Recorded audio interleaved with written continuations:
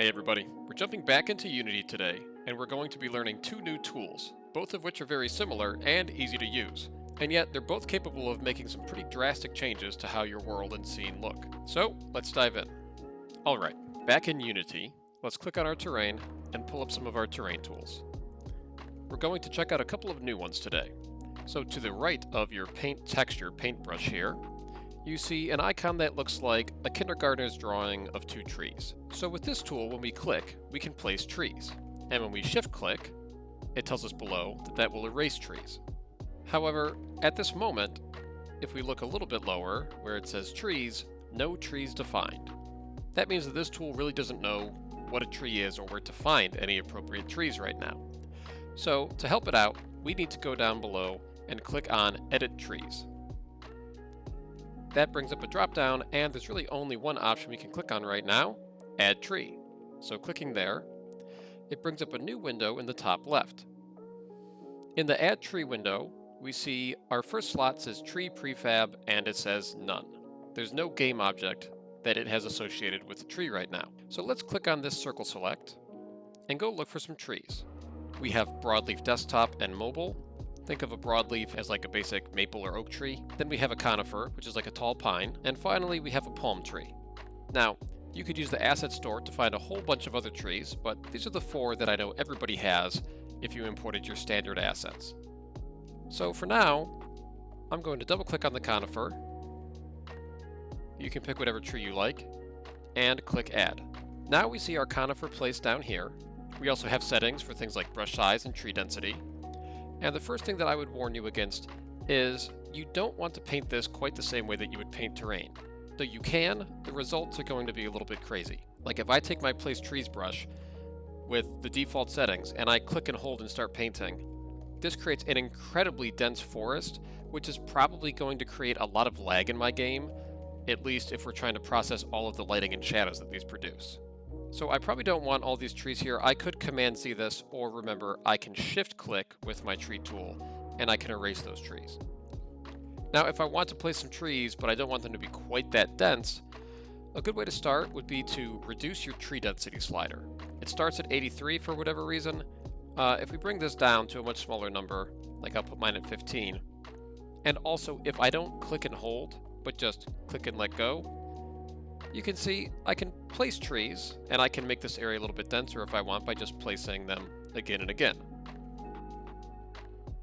And this is a much more controlled way to add some trees to your scene without going crazy and creating a dense forest that's going to produce a lot of lag.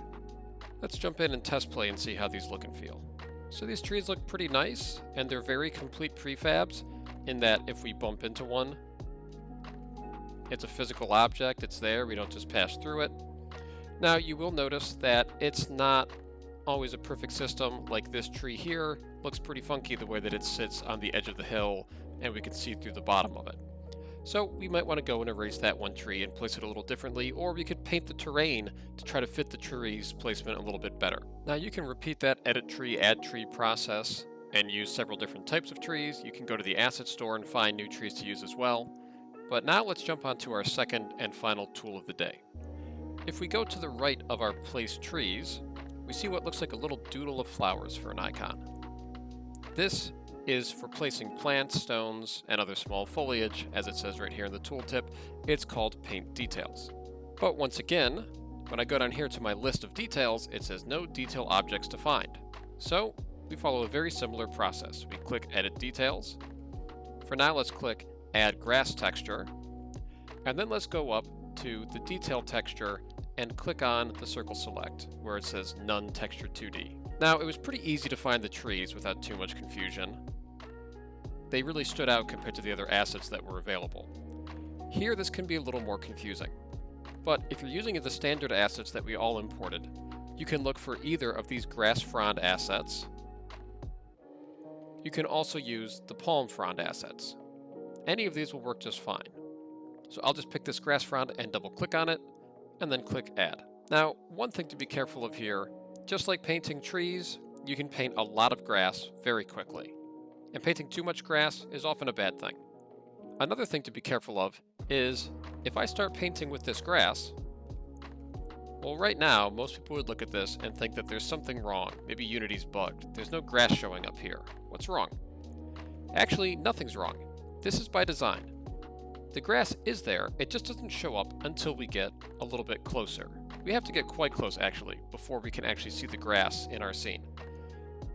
The reason for this is if we were zoomed out and seeing every blade of tall grass that we had painted rendered, we would get a lot of lag and it would be really hard to actually work in our scene. So it only shows up if you're pretty close to it. That being said, now that I'm here, I'm not sure that I want this much grass here. I even have grass growing inside of my house. And this is probably just thicker than I wanted anyhow. So, just like the trees, if I have the Paint Details tool selected and I shift click, let me zoom in so you can see it as it happens, I can erase this grass away. Of course, the fastest solution would be to just Command Z it out of there with an undo, but there may be times when it wasn't the last thing that you painted and you realize you want to cut it down or just reduce it a little bit, and using your shift click will be your best option. Now, if you want to paint grass without it being so incredibly dense, you can turn down the target strength and the opacity, and even more importantly, just click instead of clicking and holding and dragging, and you should get a more reasonable amount of grass to show up, where you've got some patches of tall grass instead of a field of incredibly dense grass that's going to be problematic and create a lot of lag. So you can see this grass is very different than the way that a regular texture works. It stands up, it looks like it's blowing in the wind. So with our new grass and trees, you can really add a lot of detail to your world. So make sure that you add at least some grass and trees. Consider going to the asset store and looking for grass and tree assets that you like, that you may want and not be able to find in our standard assets. And once you've added some of these things to your world, make sure to take a screenshot and share it in the comments on Schoology. As always, good luck and have fun!